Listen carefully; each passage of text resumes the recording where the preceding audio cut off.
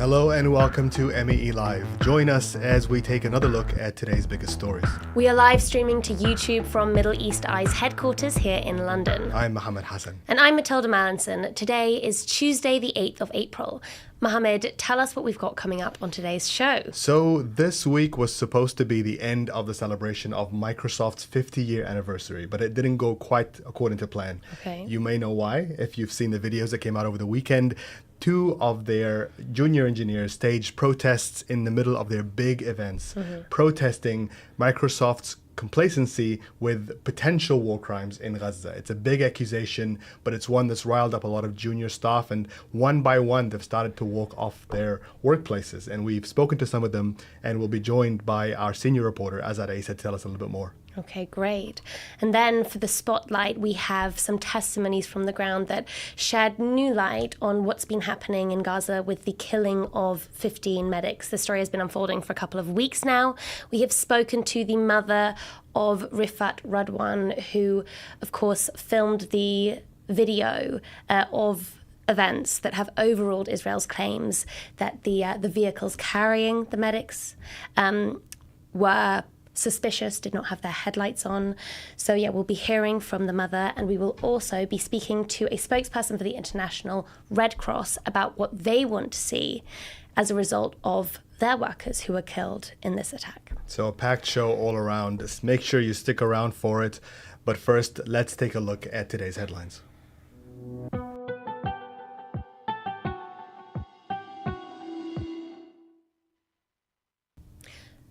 Donald Trump says he's going to begin high-level talks with Iran this week, making it the first time the US has engaged directly with the country in 4 decades. The US president announced the talks while hosting the Israeli counterpart, Benjamin Netanyahu, at the White House on Monday. Netanyahu has long accused Iran of secretly developing nuclear weapons, something Iran denies, and has called for direct military strikes on Iran's facilities. It's unclear whether Israel, the only nuclear power in the region, supports talks between the US and Iran. In 2017, Trump tore up a historic nuclear deal with Iran, which saw crippling economic sanctions lifted under the Obama administration. But Trump has recently signaled he wants to negotiate a new deal.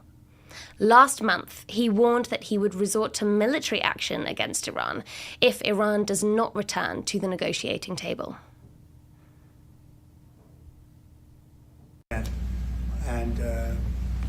They've started. It'll go on Saturday. We have a very big meeting, and we'll see what can happen. And I think everybody agrees that doing a deal would be preferable to doing the obvious. And the obvious is not something that I want to be involved with, or frankly, that Israel wants to be involved with. A war crimes complaint against 10 Britons who served with the Israeli military in Gaza is to be submitted to the Met Police by one of the UK's leading human rights lawyers. On Monday, King's Counsel lawyer Michael Mansfield submitted a 240-page dossier to Scotland Yard, alleging targeted killings of civilians and aid workers, including by sniper fire, and indiscriminate attacks on civilian areas, including hospitals, supposedly committed by British nationals. Now, the report, which was prepared over 6 months by a team of UK lawyers and researchers in The Hague, also accuses suspects of coordinated attacks on protected sites, including historic monuments and religious sites, as well as forced transfer and displacement of civilians. These are each war crimes and crimes against humanity. For legal reasons, neither the names of the suspects, who include officer-level individuals, nor the full report are being made public. Middle East Eye spoke to human rights lawyer and the director of the Palestinian Center for Human Rights, Raji Sourani. We resorted on rule of law as one of the tools to protect civilians in the occupied territories. Very unfortunately, we managed to stop that for the last 18 months. And we are apologizing for the Palestinian victims whom we are representing and stopping this or trying to make an end for this genocide. Anyway, we are here for very specific mission to say to the British police that there is British who are involved in these crimes, war crimes, persecution, crimes against humanity in the Gaza Strip, and these people should be held accountable. Oil prices have been slashed this week amid fears of a global trade war prompted by Donald Trump's tariffs. Saudi Aramco, the world's largest oil company, lost more than 5% in shares, wiping billions of its value overnight. It added to the trillions of dollars wiped from the global stock markets since last week, when US President Donald Trump announced sweeping tariffs on nearly every country in the world. On Thursday, OPEC Plus, an alliance of energy producers led by Saudi Arabia and Russia, announced that it would add 400,000 barrels a day back into the market next month, 3 times the supply boost that had been previously planned.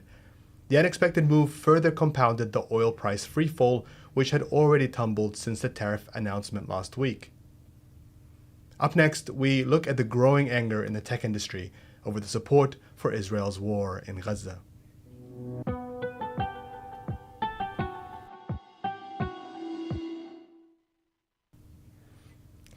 This is MEE Live's Deep Dive, where we dive into a story shaking up the world. Well, last week, Microsoft celebrated their 50th anniversary, but what was meant to be a flashy and jovial moment for the tech giant instead became a spotlight on its complicity in Israel's war on Gaza. That's because 2 courageous junior engineers stood up and disrupted the high-profile events, one involving the company's founder, Bill Gates. You may have seen the viral footage of Ibtihal Abu Said disrupting a speech by Microsoft's AI CEO, Mustafa Suleyman. The young Moroccan engineer was part of the company's leading AI audio transcription team, but discovered her work was being used to help the Israeli military record and translate Palestinian voices on the ground in Gaza before they're being targeted by Israeli airstrikes. When she found out, she felt she had no choice but to speak up. Have a listen. The question I wanted to address today is really simple. What does all this mean? Mustafa, shame on you. You say you claim that you care about using AI for good, but Microsoft sells AI weapons to the Israeli military. 50,000 people have died, and Microsoft powers this genocide in our region. Thank you for your protest, I hear you. Your Syrian family know about this, Mustafa. I hear your protest, thank you. Shame on you. You are a war profiteer. I hear you, Stop thank you. using AI for genocide, Mustafa. Stop using AI for genocide in our region. You have blood on your hands. All of Microsoft has blood on its hands. How dare you all celebrate when Microsoft is killing children? Shame on you all. Thank you. Stop using our I hear your protest, thank you. You'll notice in that video that Abu Said, a Moroccan, refers to Mustafa Suleyman by his ethnicity as Syrian in connection to what is happening in Gaza. Now, Abu Said was fired on Monday by Microsoft over what the company called, quote, just cause willful misconduct, disobedience, or willful neglect of duty. We spoke to her yesterday and she told Middle East Eye that many of the staff working at Microsoft are kept in the dark about how their work is being used to help Israel's military. Has this reputation of being a company that empowers people and empowers organizations. So like a military arms manufacturer, for example, where you know what you're signing up for and you've made that decision based on your values. For Microsoft, we just felt as employees that we were tricked, right? We did not sign up to work on code that directly powers war crimes. So speaking to my personal example, I worked in the AI org and I worked on speech to text essentially. And what I was describing about these tools being used for surveillance and targeting is definitely not something I signed up for. When I was trying to join the organization, all the marketing was around oh, we have these accessibility products where people who have hearing issues can see transcriptions. It's all marketed as a force for good and tech that benefits the world. And so that's what makes it even more important to speak up, because this was not something that any of the employees really just join Microsoft for. Another Microsoft employee, Vanya Agarwal, disrupted one of the weekend's events. This time, it was a panel featuring 3 current and former CEOs of the company, including, of course, its founder, Bill Gates. I think you're all hypocrites. I'm a Microsoft worker, and I do not consent to 50,000 Palestinians in Gaza have been murdered with Microsoft technology. How dare you? Shame on all of you for celebrating of their blood. My time with Israel. No anger for apartheid. Microsoft will not do. All right. And you may have caught her saying in that video the phrase, "No Azure for apartheid." This is the slogan that a growing group of Microsoft employees are banding under to protest the tech giant's contracts with the Israeli military. Back in January, leaked documents showed that Israel's army paid at least $10 million to access Microsoft's Azure cloud computing platform, used to help units across Israel's air, ground, and naval forces, as well as its intelligence directorate. Israel's military has also been granted large-scale access to OpenAI's GPT-4 model, after the company's loosened its restrictions on working in the military industry. But Microsoft is not alone. Under the $1.2 billion Project Nimbus partnership, both Google and Amazon already provide cloud computing and AI services to Israel's government and army. Last month, Google was under fire after it bought Israeli startup Wiz for $32 billion, making it the most expensive acquisition in history. The cloud security firm was founded by former members of Unit 8200, an elite Israeli army cyber espionage and surveillance unit. This is part of a growing trend in Silicon Valley, where companies that once prided themselves on ethical business and environments of open critique inside their workplaces have begun to shift towards more opaque practices. Now, Vanya Agarwal told Middle East Eye that despite encouraging staff to voice their complaints internally, Microsoft's HR department regularly silenced those who voiced their concerns. Microsoft employees have started to voice their concerns, and the workers are agitated. Folks have been asking questions in AMAs, but their questions get deleted, they are suppressed, they are silenced, they are intimidated, and often workers are also retaliated against. We had 2 workers back in October of 2024 who were fired for speaking up against the company's role in Israel's apartheid and genocide and organizing a vigil on campus. So there has been a lot of movement within the company among employees, but also a lot of repression and intimidation from Microsoft. So this movement has been growing over the past year and a half.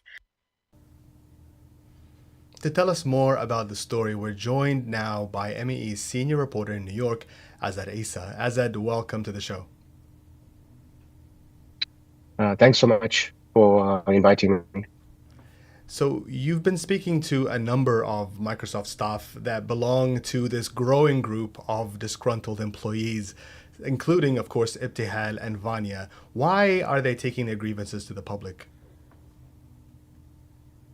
Yeah, so according to the staff members that I spoke to, or now former staff members, they have been taking their grievances to Microsoft for months since they first found out about the ties with the Israeli military. And these concerns have been mostly met with silence from the managers or from the company itself.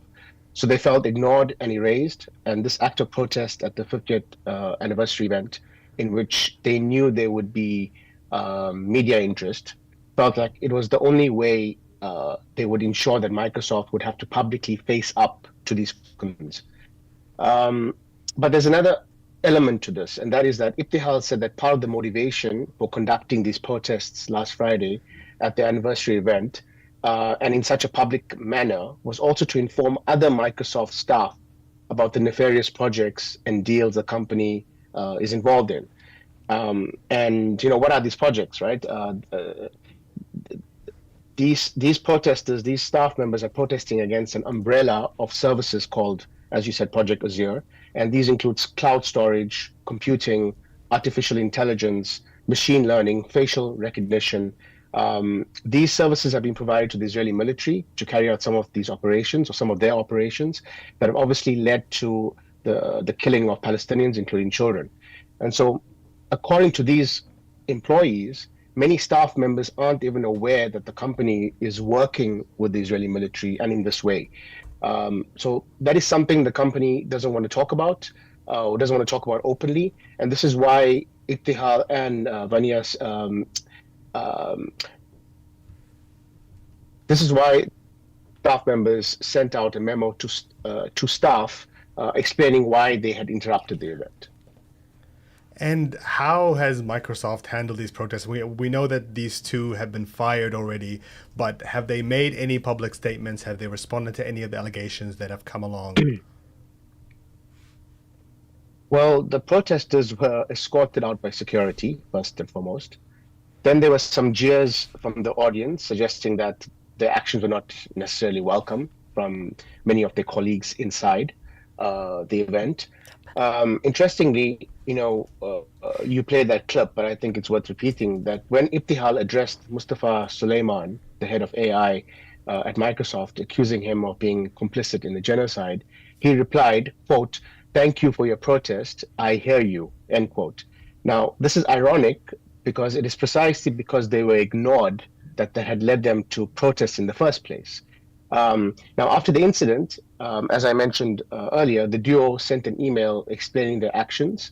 And after a while, Microsoft blocked their replies and the discussion around the mail. And then they were locked out of their accounts, and then they were fired a few days later. Now, these punitive actions follow the firing of 2 staff members in October for holding a vigil, I believe. And interestingly, after this incident on Friday, Microsoft also released a statement, and I think it's worth reading out. It said, quote, "We provide many avenues for all voices to be heard. Importantly, we ask that this be done in a way that does not cause a business disruption. If that happens, we ask participants to relocate. We are committed to ensuring our business practices uphold the highest standards." So, take what you want from there. And there has been a growing trend of tech companies venturing into the weapons industry. This feels like it's new, but is this an actual departure for Silicon Valley?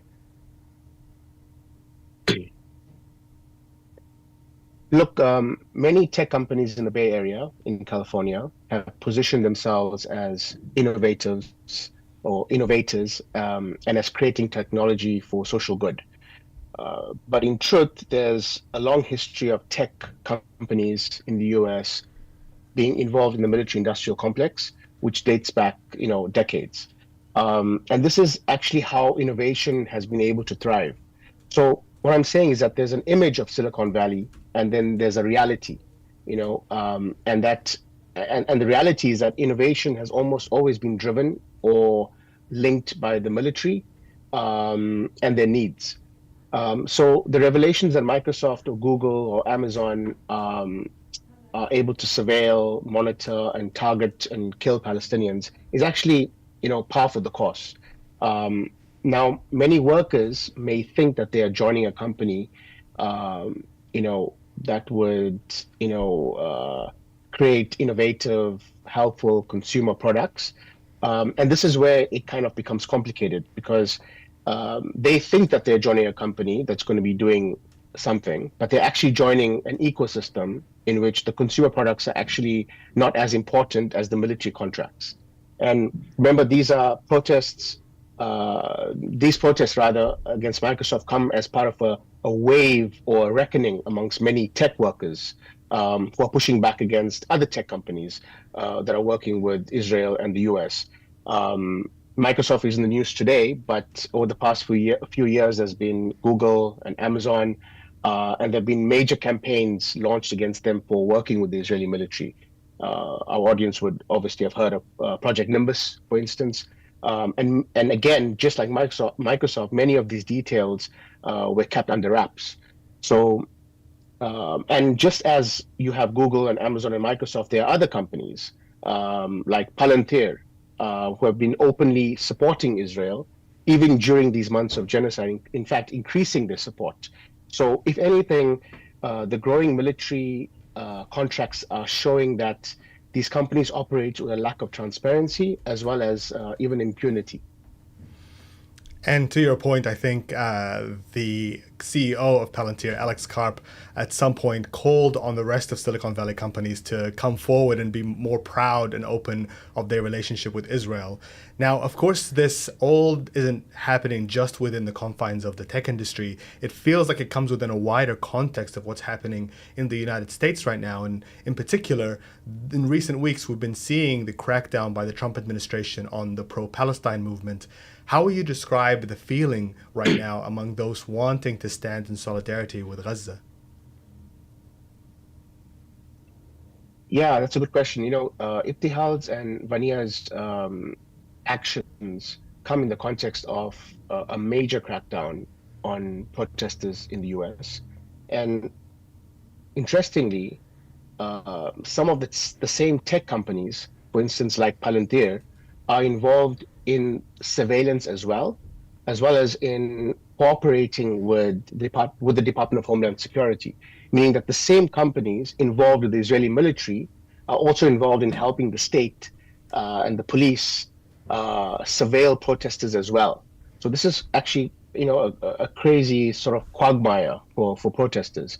And so if you're on a visa or if you are on permanent residency, meaning that you're not a citizen in the US, and in fact, even if you are a citizen, right, the situation has become very dangerous.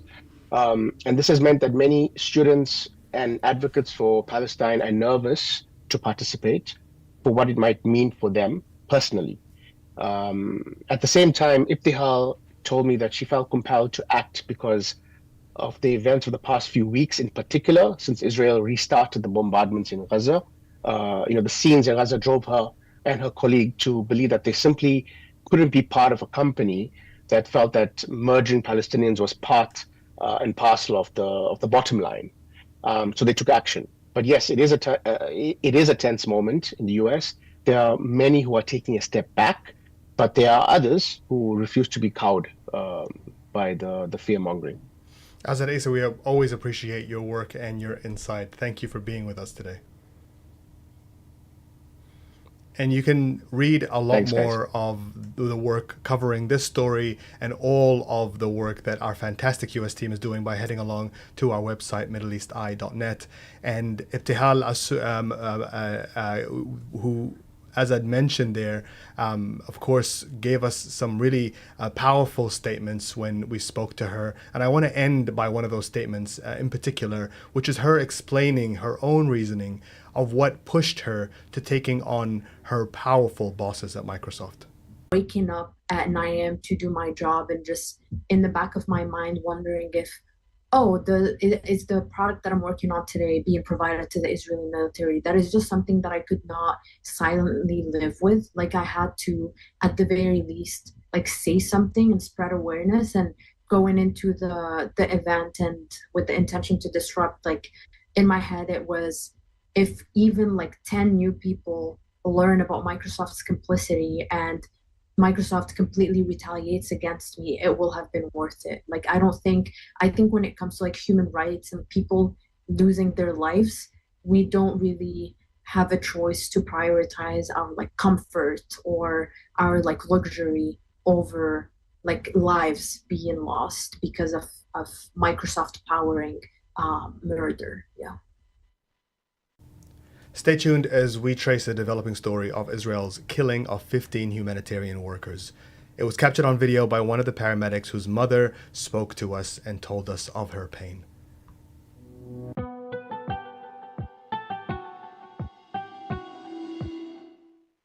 الإشارة اللي على رفعت الهلال الأحمر قلنا يمكن يتشفع إلهم. أنا هدوم رفعت ما كنتش أغسلهم عشان الإشارة ما تدوبش. أنا كنت متوقع رفعت يستشهد بس ما كنتش متوقع إنه يستشهد بالظلم هذا ظلم كبير إلهم. يعني هذا كادر طبي كامل. يعني صعب أبين أنا كأم شعوري مش قادر أطلع اللي في قلبي قد ما أقول لكم مش هقدر أوفي منظر الفيديو لما شفت صادم. ألم والحسرة والقهر يعني قطع قلبي من جوا.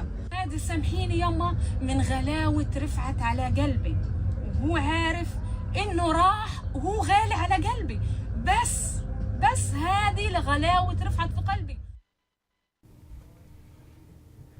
In his final moments recorded before he was shot by Israeli soldiers, paramedic Rifat Radwan spoke to his mother. "Mum, forgive me," he said. "This is the path I chose. I wanted to help people." On the 23rd of March, he left home with a crew of emergency workers from some of the world's biggest aid organizations, responding to a civilian distress call in southern Gaza. They never returned. Between the date of their disappearance and today, Israel's official narrative of their fates has changed, but the facts have started coming together as a growing body of video evidence has come to light. First, the discovery by co-workers of a mass grave in Rafah 7 days after the team was dispatched. The UN's Office for the Coordination of Humanitarian Affairs captured the site's excavation on camera. They said the evidence indicated the first team was killed by Israeli forces during the ambush on the 23rd of March, and other aid workers were struck, one after another, over several hours as they searched for their missing colleagues. The total dead included 8 workers from the Palestine Red Crescent Society, which is part of the International Federation of the Red Cross. Also 6 people from the Palestinian Civil Defense and 1 worker from the United Nations. Israel's response following the global public outrage that ensued has now become infamous. The claim by Foreign Affairs Minister Gideon Saar that the vehicles were deemed suspicious because they approached without headlights. IDF did not randomly attack an ambulance. Last Sunday, several uncoordinated vehicles were identified advancing suspiciously toward IDF troops without headlights. What was not publicly known at the time of this announcement was that one of the paramedics killed, Rifat Radwan, had captured the incident on his iPhone camera. Footage recovered from the phone shows the cohort of emergency vehicles driving with their sirens and headlines lit before coming under intense fire without warning. In the 7-minute video, the team fled their vehicles and Radwan took cover in the grass. Heavy gunfire can be heard all around him as he lay on the ground, praying and speaking those final words to his mother. Despite the apparent falsification of their original account, which Israel's army has since called a mistake, the government has reframed its defense. On Monday, Israeli government spokesman David Mencer said that among the 15 killed were 6 Hamas militants, an unevidenced claim that the Red Crescent denies. Mencer also points out that the attack does not seem to have fazed Israel's core ally, the US. About the attack on aid workers in Rafah, whilst on a stakeout against terrorist activity, IDF soldiers opened fire from a distance at vehicles that were moving suspiciously in their direction. Among the dead were 6 Hamas terrorists. What were Hamas terrorists doing in ambulances? On the issue of tariffs last night, the Prime Minister met with US Commerce Secretary Howard Lutnick, together with US Trade Representative Jameson Greer. The meeting was described as warm and friendly and productive. There is indeed a long line of world leaders seeking President Trump's ear, and Israel is proud to be the first. What we know is that medical workers were killed wearing their uniforms and driving clearly marked emergency vehicles. We also know that the killing of medical workers is illegal under international law. Yet on Monday, Netanyahu went on his second state visit to the US and faced no questions from US President Trump about the killings. So questions include how can the International Aid Organization protect their workers given this apparent impunity in the face of these deaths? Earlier today, I spoke to Tommaso Della Longa, spokesperson for the International Federation of the Red Cross, or IFRC, which includes the Palestinian Red Crescent Society. He spoke of a difference in global outrage expressed towards the deaths of workers depending on their nationalities, and called on world leaders to ensure justice is faced. Tommaso Della Longa, thank you for joining us. Thank you very much for having me.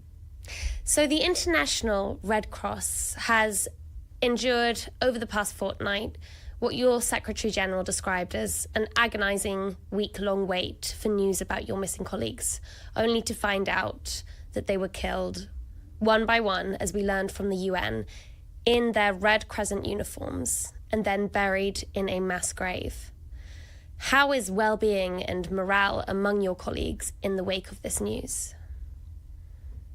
Thanks a lot for this question. It's very important for us. Of course, we are all shocked. I mean, the video that we saw was sickening, and I mean, it's outrageous what has happened. And I think I'm thinking about the mental health of our colleagues in Gaza, of Palestine Red Crescent, and the shock that they had, and also the family of the people who were killed, the friends. I mean, it's something that it's really very difficult. But then I also want to say that the commitment of Palestine Red Crescent staff and volunteers didn't change. And it's really something that is inspiring and an example for all of us at international level. I think that they're really the icon of humanity, being at the front line of this emergency for 18 months, never stop their activities, even with limited capacity, even in these awful, horrible, horrific conditions that are working in, as we saw in the last days. We are seeing record numbers of humanitarian workers killed. Last year, that was 382. It included 32 members of Red Cross and Red Crescent societies. This was not just in Gaza, also in Sudan, although the majority of deaths were in Gaza at the hands of Israeli militancy. Can you tell us, why is this increase in the death rate of humanitarian workers? Why is that on the rise? Yeah, and before answering to this very important question, I just want to point out two other important things for us. The first one is that the vast majority, more than 90% of the number that you just mentioned, are local workers, local volunteers, local staff. And we knew, sadly, by experience, that there is a difference in the outrage at global level, on the media, the international community, when there is an expat, someone who is not from the local community killed, versus vis-a-vis someone who is part of the local community. Even if, and the Red Cross Red Crescent Network is based on this, local humanitarians are literally the one who are making the difference, saving lives. So I think that, and the second part is also to say the last year has been the deadliest year on the record for humanitarian workers in the history, at least on the history of the records that we have. And I think that these two details are very important because actually are telling us that there is a trend going on where international laws are disregarded, are not anymore important, or at least some of the things that we thought we took for granted. We used to say, don't shoot on the Red Cross. And this was actually why we are here, why we were born in a conflict situation more than 160 years ago. And now again and again, we have to explain why it's so important, why protection is so important, and why international laws are so important. So I think that it's, from one side, we need to work again with government, with stakeholders, reminding everyone that at the end of the day, the protection, the responsibility of protection is on the shoulder of governments and parties. We can do our utmost to be visible, we can do our utmost to follow the different security protocol, but the responsibility is in the hands and on the shoulder of governments and the parties. You've said that there needs to be a reminder of responsibilities under international law. I want to know specifically what that looks like. What does that take? You know, what has happened has happened. We have the evidence that we have. What does the IFRC want to see happen now in response to the mass killing of its aid workers? What does it want to see from world leaders? What does it want to see? Well, I mean, I think that on the specific case, of course, we demanded justice, and our Secretary General was clear in saying that independent investigator must be allowed to have access and to really have all the facts. I think that is needed not only for us, but is needed for the entire humanity, I would say, international community, but first and foremost for the family of the people that were killed. So justice. And then we would really want to have government, again, taking responsibility and making a change, even if they are not directly impact or the one that can directly have an impact on a specific conflict. I'm sure that government could have impact on some friends in other governments who have to follow international humanitarian law. So what we want to see is international pressure to make sure that humanitarians are respected and protected, to make sure that civilians are respected and protected. We know that it will be not an easy job, but we also know that this is if we stay silent this time, we will be questioned for months, years to come. This is not the moment to be silent, it's the moment of action, and we expect that the international community will take action on that. Tommaso Della Longa, thank you for joining us here at Middle East Eye Live. Thank you very much. Now on Middle East Eye's social media, you can hear more testimonies from relatives of the medics that were killed and others working for the groups that were targeted. And you can keep up with unfolding events at middleeasteye.net. And for today, that is all the time that we have. But before we lose you, we want to hear from you. Please send in your thoughts and questions to @MiddleEastEye on any social media platform or email us at meelive@middleeasteye.net. We'll be here at 5 p.m. British Standard Time, noon if you are in New York or on the East Coast. And every week, we are broadcasting the same time on Tuesday and Thursday. Tuesdays and Thursdays. See you then.